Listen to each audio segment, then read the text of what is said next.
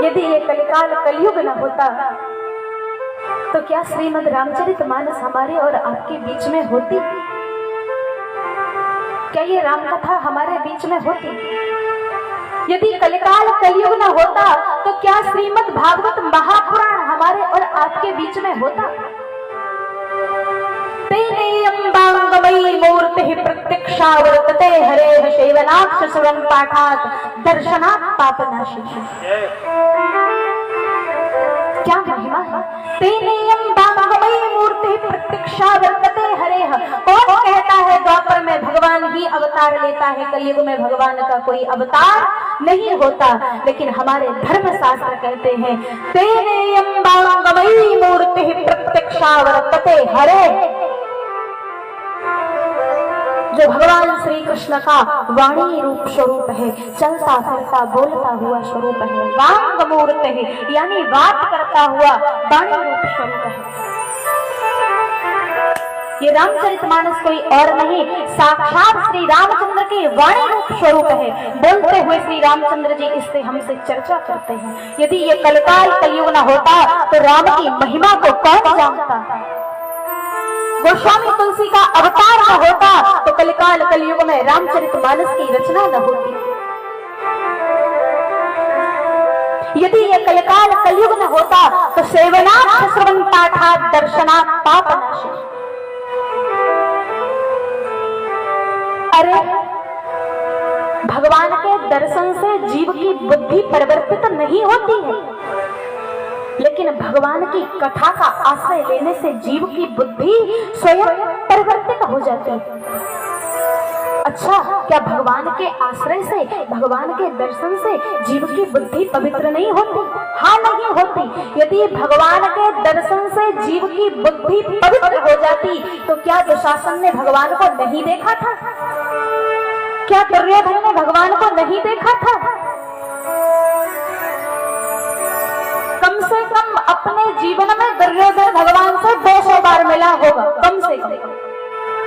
लेकिन धूर्त दुशासन, जो कलयुग में पाप नहीं हो रहा, वो उस द्वापर के अंतिम चरण में हो गया।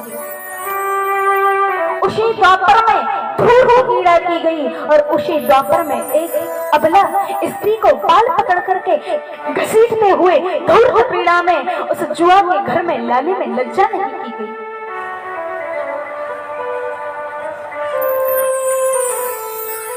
पाप केवल कलयुग में ही नहीं, पाप तो चारों युगों में हुआ है।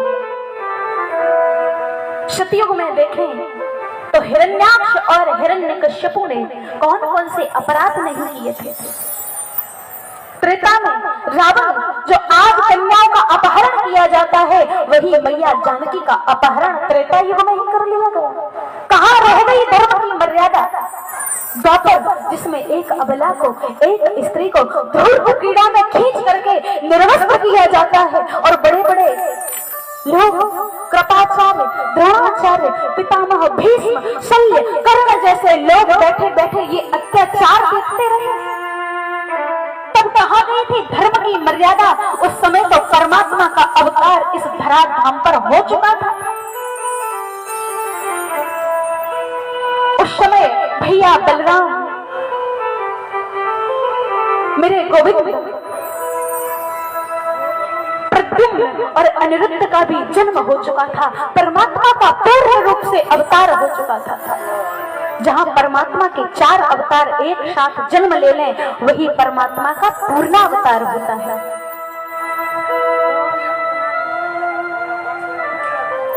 कहाँ गई थी धर्म की मर्यादा? लेकिन धर्म धन्य है ये कलयुग, जो भगवान के ग्रंथों के रूप में, जो रामचरितमानस के रूप में, जो श्रीमद् भागवत महापुराण के रूप में, जो महाभारत के रूप में, जो गीता के रूप में, जो स्कंद पुराण के रूप में, जो पद्म पुराण के रूप में हमारे और आपके सामने प्रकट हुआ है। ये कोई और नहीं, ये साक्षात गोविंद है।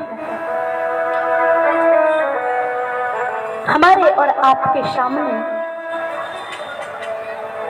साक्षात परमात्मा वाणी रूप से बह रहा है।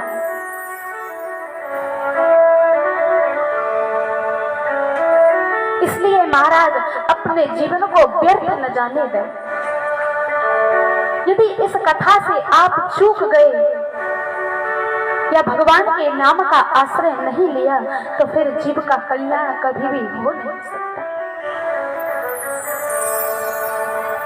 नाम लेने में कौन सा कष्ट है? विद्यमाने ही संसारे राम नाम महौषधम्।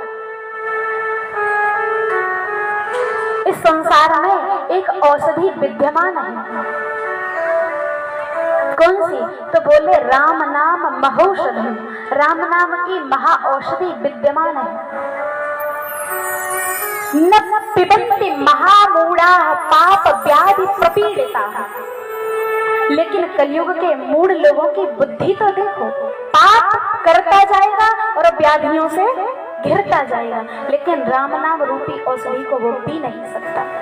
कितनी सहज है, कितनी सरल है, कितनी बढ़िया है, कितनी सुंदर है।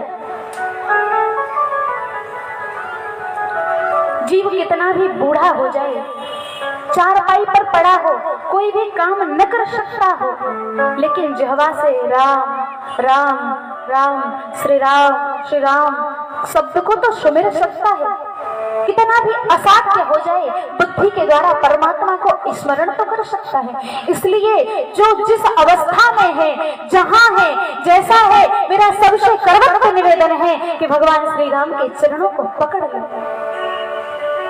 हम सब उसकी संतान हैं, अपने परम पिता को याद कर लो।